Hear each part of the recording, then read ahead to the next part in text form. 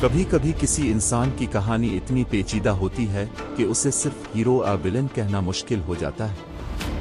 Doctor Aafia Siddiqui کی کہانی بھی کچھ ایسی ہی ہے۔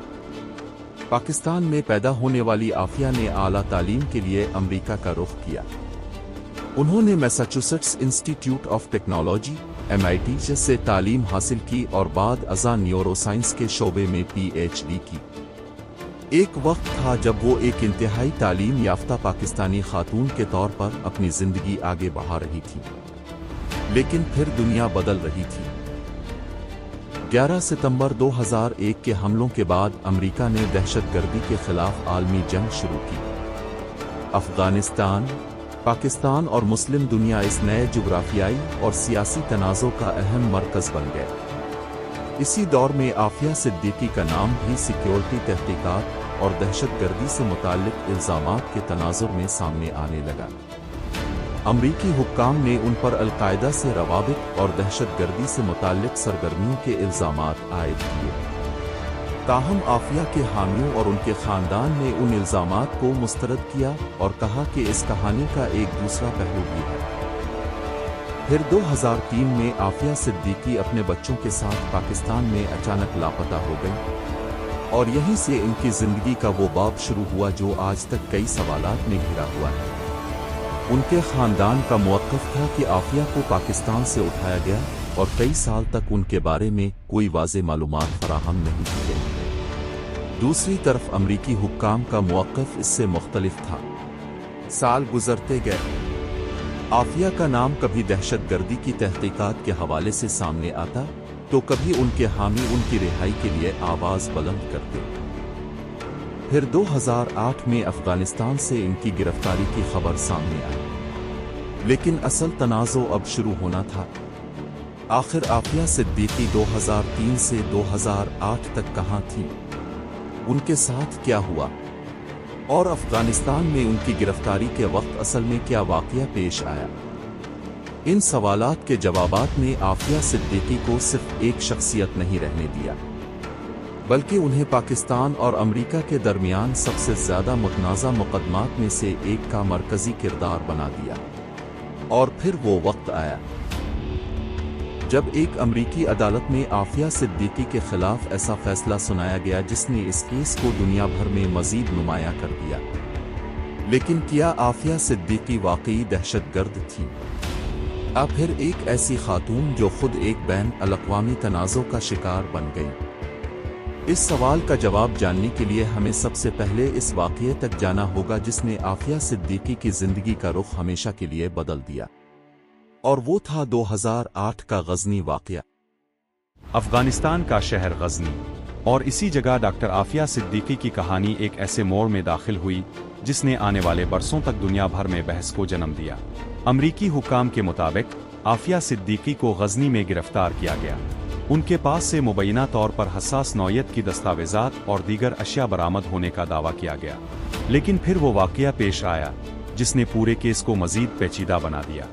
امریکی حکومت کے مطابق عافیہ صدیقی کو ایک افغان پولیس اسٹیشن میں امریکی اہلکاروں کے سامنے لایا گیا۔ امریکی موقف کے مطابق وہاں انہوں نے ایک امریکی فوجی افسر کی رائفل اٹھانے کی کوشش کی اور اہلکاروں پر فائرنگ کی۔ اس واقعے میں کوئی امریکی اہلکار ہلاک نہیں ہوا، تاہم عافیہ خود فائرنگ کے نتیجے میں زخمی ہوئی۔ یہ تھا امریکی حکومت کا موقف، لیکن عافیہ صدیقی اور ان کے وکلاء کی طرف سے اس واقعے کی مختلف تصویر پیش کی گئی۔ دفاع کی جانب سے اس بات سے اختلاف کیا گیا کہ وہاں اصل میں کیا ہوا تھا اور کن حالات میں فائرنگ ہوئی، اور یہی وہ مقام تھا جہاں ایک واقعہ دو مختلف بیانیوں میں تقسیم ہو گیا۔ ایک طرف امریکی حکام کے مطابق ایک خطرناک صورتحال پیدا ہوئی جس میں ایک امریکی فوجی افسر کی رائفل سے فائرنگ کی کوشش کی گئی۔ دوسری طرف عافیہ کے حامیوں کے لیے سوال یہ تھا کہ آخر ایک ایسی خاتون جو کئی برسوں سے خود ایک متنازع گمشدگی کے بعد سامنے آئی تھیں، وہ افغانستان کے ایک پولیس اسٹیشن تک کیسے پہنچی؟ 2003 سے 2008 تک ان کے ساتھ کیا ہوا؟ وہ انسیلا، اور اگر ان کے خاندان کے الزامات درست تھے تو اس عرصے کے دوران ان کی زندگی میں کیا کچھ گزرا؟ یہ سوالات صرف پاکستان میں نہیں اٹھے بلکہ عالمی سطح پر بھی اس کیس کی بحث کا حصہ بن گئے۔ لن أبي المعاملة صرف مجد رفتار محدود النتاج अमरीकी हुकाम ने आफिया सिद्दीकी के खिलाफ अमरीकी अहलकारों के कत्ल की कोशिश और हमले के इल्जामात के तहत कानूनी कार्रवाई शुरू कर दी। आफिया सिद्दीकी को अमरीका मुंतकिल किया गया और फिर वो वक्त आया जब ये केस अदालत के कटहरे में पहुंच गया। अब फैसला सिर्फ इस बात पर नहीं होना था कि आफिया कौन थी, बल्कि ये तय होना था कि गजनी में इस दिन असल में क्या हुआ था। क्या वाकई उन्होंने अमरीकी अहलकार पर फायरिंग की कोशिश की? क्या वो किसी बड़े दहशतगर्द नेटवर्क से मुंसलिक थीं? आखिर ये एक ऐसी खातून का मुकदमा था जिसके माजी, गुमशुदगी और गिरफ्तारी के बारे में पहले ही कई सवालात मौजूद थे। एक तरफ अमरीकी हुकूमत के इल्जामात थे, दूसरी तरफ आफिया के खानदान और हामियों का मुवक्किफ, और अब उन दोनों बयानियों का फैसला एक जगह होना था, अमरीकी अदालत में। गजनी में गिरफ्तारी के बाद डॉक्टर आफिया सिद्दीकी को अमरीका मुंतकिल किया गया और अब ये मामला एक बैन अल-अक़वामी तनाज़ो से निकलकर अमरीकी अदालत के कटहरे में पहुंच चुका था। यहाँ एक बात वाज़े करना ज़रूरी है, आफिया सिद्दीकी पर अमरीका में दहशतगर्दी का मुकदमा नहीं चलाया गया था।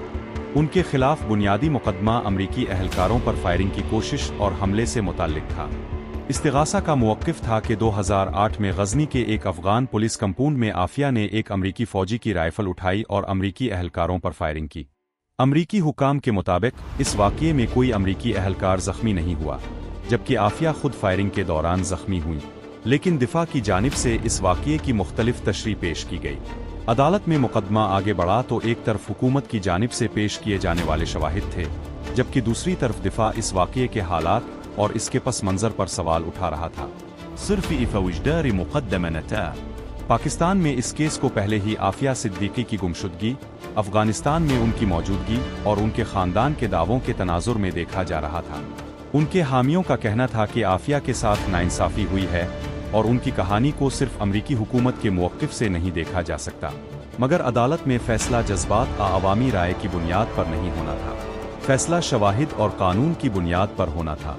फिर 2010 में अमरीकी ज्यूरी ने डॉक्टर आफिया सिद्दीकी को कत्ल की कोशिश और अमरीकी अहलकारों पर हमले से मुताल्लिक इल्जामात में मुजरिम करार दिया और इसके बाद अदालत ने उन्हें 86 साल कैद की सजा सुना दी।